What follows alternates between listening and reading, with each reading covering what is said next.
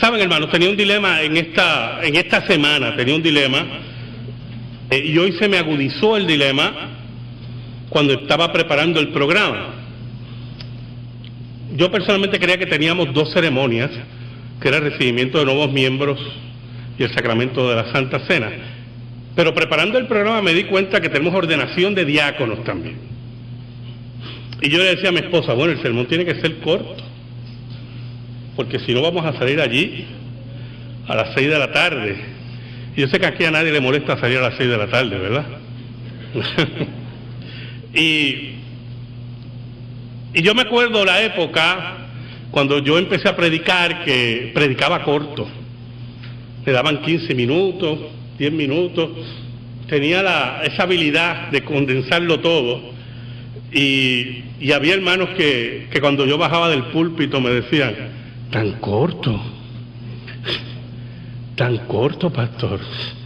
Yo, bueno, que yo predico corto, le decía. Pero con el tiempo, ¿verdad? Con el estudio de la Escritura, con las responsabilidades pastorales, con las experiencias, con las lecturas, con lo que uno quiere transmitirle a la congregación, los sermones se hicieron más largos.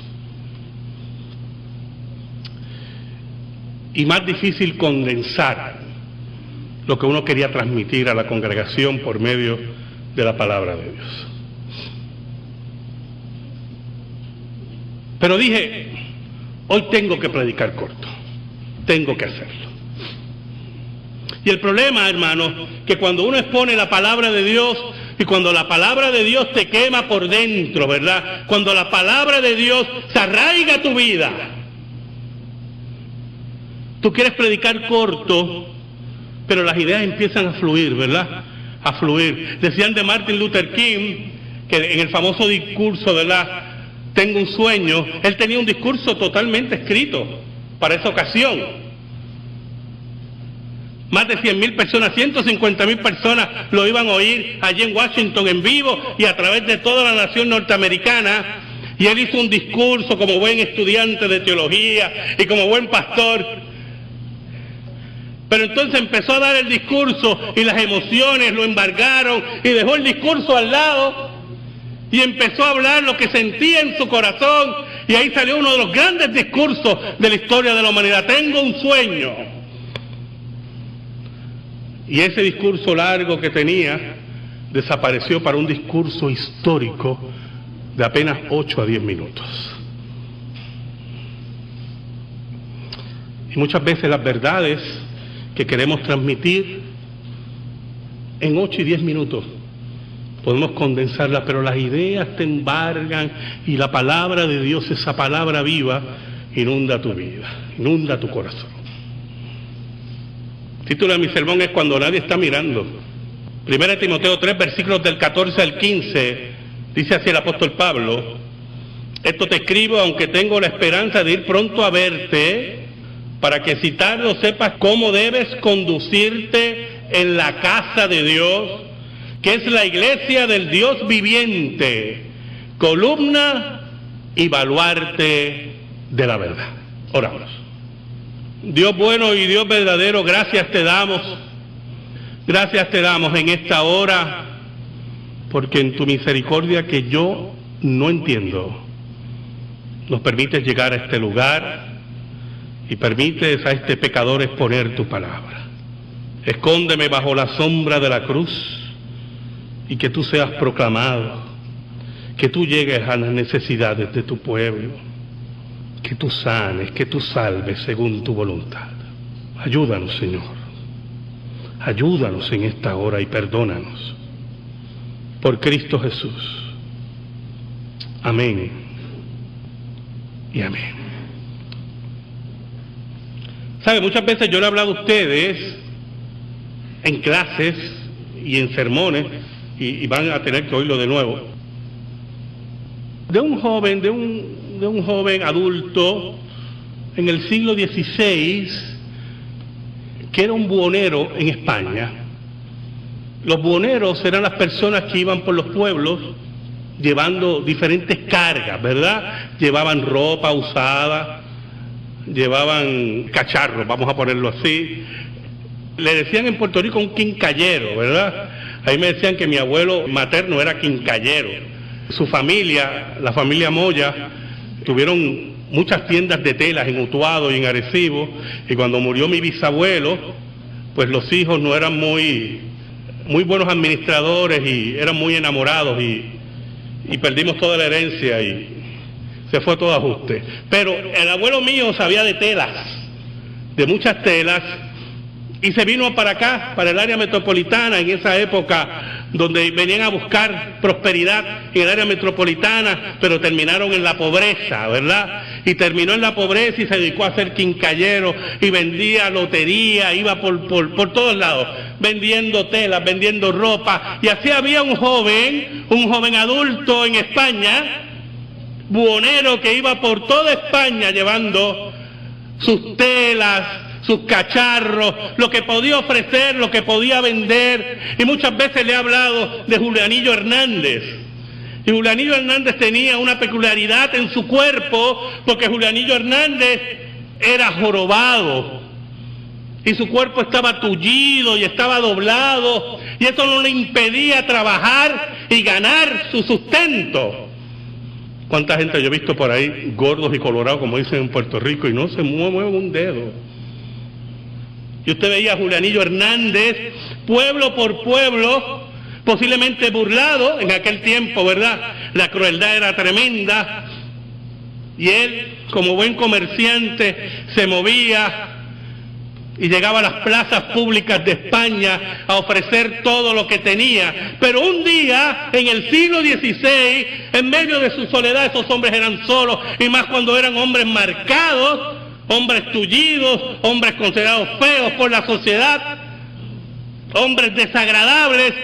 Un día Julianillo Hernández, en medio de la católica España, conoció a Jesús. Eso tocó su vida, cambió toda su vida. ¿Y sabe algo, hermano? Después que se convierte Julianillo Hernández, se convierte en traficante. Y usted dirá, bueno, ¿qué conversión fue esa? En traficante de Biblias. Y tomó el Nuevo Testamento de Juan Pérez de Pineda y lo escondió en sus pertenencias, e iba pueblo por pueblo, sin que nadie lo supiera, sin que nadie lo viera, llevando la palabra de Dios. Y se paraba en cada plaza y ofrecía sus telas y ofrecía sus cacharros, pero decía, a los de confianza, pero yo tengo un tesoro mayor que quiero ofrecerte en esta tarde, o en esta mañana, o en esta noche. Que nadie lo sepa. Cuando nadie nos ve, yo quiero mostrarte un tesoro. ¿Sabe? El apóstol Pablo, en el versículo 14 dice, esto te escribo aunque tengo la esperanza de ir pronto a verte. Y es interesante, ¿verdad? Porque el original lo que da a entender es, yo esperaba llegar mucho antes a verte, a Timoteo, a su hijo querido en el ministerio. Yo pensaba llegar mucho antes para instruirte en estas cosas tan importantes de la fe, tan importantes de la palabra de Dios. Pablo estaba en Macedonia y los planes se le habían atrasado. Habían problemas en la iglesia de Timoteo. Y uno de los problemas que había en la iglesia de Timoteo era el orden administrativo de la iglesia. Por eso Pablo nos habla en esta carta de los ancianos, de los requisitos para los ancianos, de los diáconos y los requisitos de los diáconos, los requisitos para la esposa de los diáconos, porque creía que la administración de la iglesia tenía que hacerse en forma correcta. Porque todo lo que nosotros hagamos correctamente en la adoración es para la gloria de Dios. Dios nunca ha dejado en la administración de su reino, ni en la adoración, ningún cabo suelto. Oiga, en medio de la oscuridad de la noche o en medio del resplandor al mediodía, en España, Julianillo Hernández movía los Nuevos Testamentos por toda España y la Inquisición no sabía cómo llegaban los Nuevos Testamentos. Y tenía locos a los inquisidores. Y ponían más restricciones en las bahías, en las aduanas. Pero siempre aparecían Nuevos Testamentos en toda España. Muchas veces fue advertido: Julianillo, si la Inquisición te atrapa, vas a morir. ¿Y usted cree que le importaba? ¿Usted cree, hermano, que lo que había encontrado Julianillo, la Inquisición se lo iba a quitar? Cuando nosotros encontramos la perla de gran precio, ¿quién la puede quitar? Él no temía a la Inquisición, no temía morir, porque en todos esos años que recorría toda España estaba vacío, sin esperanza, hasta el día que conoció a Jesús. Y cuando nosotros conocemos a Jesús, toda la desesperanza desaparece. Y no importa si somos tullidos, si somos ciegos, si somos sordos, si somos fuertes, si somos encopetados o somos humildes, hemos encontrado a Jesús.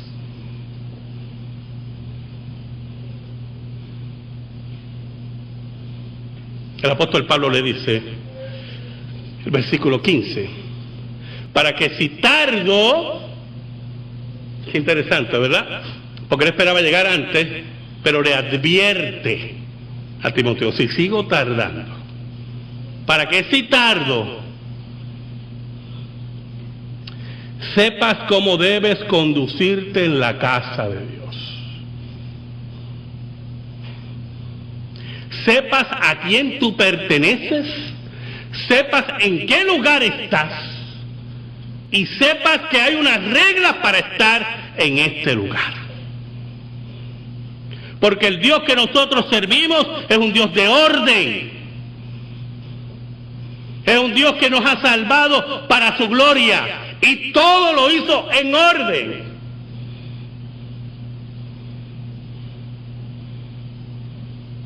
Para que sepas cómo debes conducirte en la casa de Dios, en el reino de Dios, entre los santos, cómo debe ser administrado. ¿Sabe, hermanos? El gobierno bíblico, escuche bien, el gobierno bíblico del Antiguo Testamento era un gobierno de ancianos. Y eso Dios lo ha establecido desde el Antiguo Testamento. Y Pablo le dice a Timoteo, antes que yo llegue, estas son las instrucciones. Estas son las personas que deben ocupar el ancianato. Estas son las personas que deben ocupar la diaconía. Estas son las formas que deben conducirse. Y yo no tengo que estar presente para que se conduzcan como deben conducirse. ¿Sabe? Julianillo estuvo varios años traficando Biblia. Un día, alguien lo delató.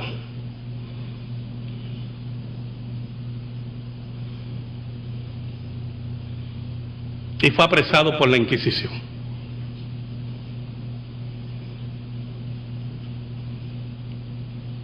Fue torturado por 3 años en las mazmorras de la Inquisición. Allí en la oscuridad, allí detrás de los muros de las mazmorras de la Inquisición, allí Julianillo Hernández nunca delató a un solo creyente, nunca negó su fe. Y eso es muy importante, yo hermano. porque él sabía cómo conducirse en la casa de Dios. Y usted dirá, ¿cómo que conducirse en la casa de Dios? Oiga, cuando el apóstol Pablo ahí habla de casa de Dios, no piensa en cuatro paredes.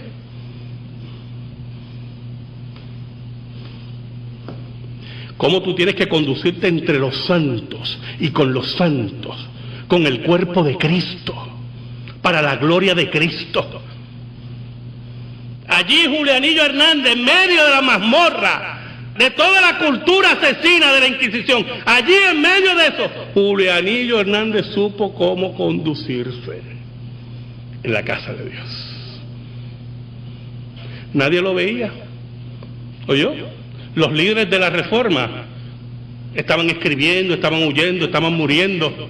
Nadie lo veía, pero él sabía a qué Dios estaba honrando. Él sabía a quién había conocido. Y añade el apóstol Pablo, ¿cómo debes conducirte en la casa de Dios, que es la iglesia del Dios viviente? ¿Sabe algo, hermano? Cuando el apóstol Pablo habla del Dios viviente, es un término del Antiguo Testamento. El Dios de Israel, a diferencia de los dioses que lo rodeaban, era el Dios viviente. Y usted dirá, pero los otros dioses no vivían según las religiones paganas. Oh, hermanos, hay una diferencia muy grande. Para la teología del Antiguo Testamento, Dios vivía en sí mismo, Dios existía en sí mismo. No necesitaba de seres humanos, no necesitaba de la creación. Dios existe por sí mismo. Nuestro Dios no está incompleto, nuestro Dios no tiene problemas de soledad, nuestro Dios no tiene problemas de persecución, nuestro Dios no tiene hambre, no tiene sueño, no son como los Baales, como decía Elías, llamen, griten más fuerte, posiblemente está durmiendo o está de viaje. Nuestro Dios es el Dios viviente, que controla todas las cosas, nada se escapa a sus designios. ¿Cómo debes conducirte? Que es la iglesia del Dios viviente, el Dios que siempre te está velando. Pero no con la vela esa que nos quieren pintar por ahí, como decía mi mamá, cuando yo hacía algo malo, Dios te está mirando, para que usted vea cómo es el pecado. Mi mamá me decía, Dios te está mirando y te va a castigar, y al otro día hacía el mismo pecado. No entiendo. Somos pecadores. Me olvidaba que Dios me estaba mirando. Es el Dios que está atento a nuestra vida, a nuestro quehacer, a cómo servimos como ancianos, a cómo servimos como diáconos, a cómo servimos en la iglesia de Dios. Es el Dios verdadero que controla todas las cosas.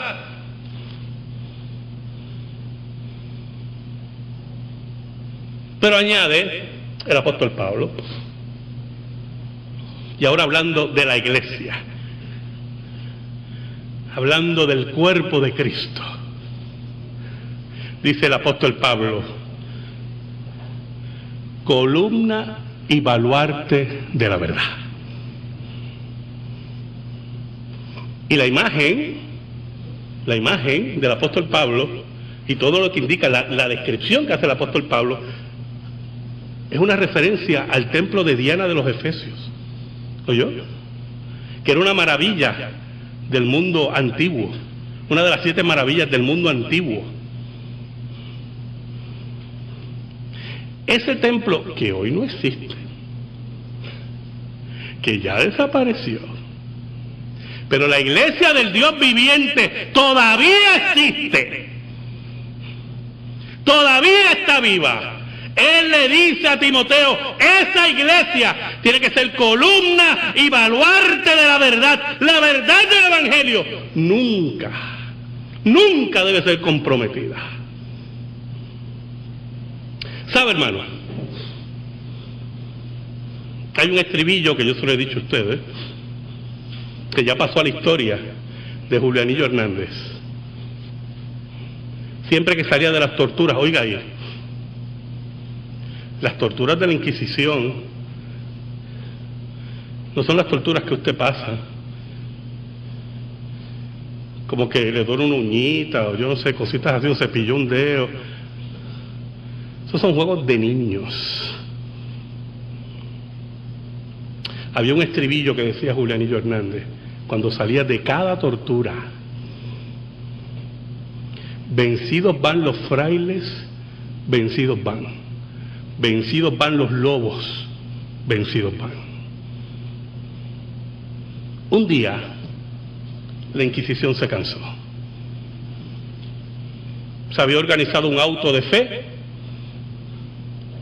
y Julianillo Hernández murió en la hoguera, solamente proclamando el nombre de Cristo y la verdad. Pablo le dice a Timoteo: no importa que yo esté allí,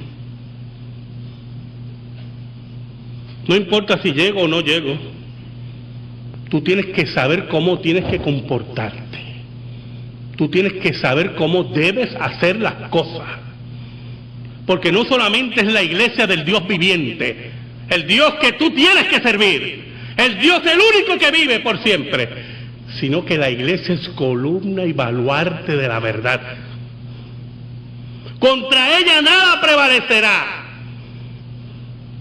Y si tú estás claro que no importa quién te mire, la gloria siempre será para Dios, yo te digo a ti que aún ni la hoguera más caliente derrotará tu fe.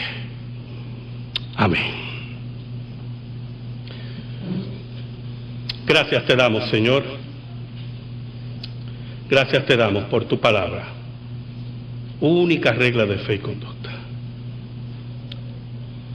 Yo te pido, Señor, que esa palabra, que fue corta, pero basada en esa revelación eterna, llegue a la vida de mis hermanos. Por Cristo Jesús. Amén y amén. Estamos en silencio, hermano.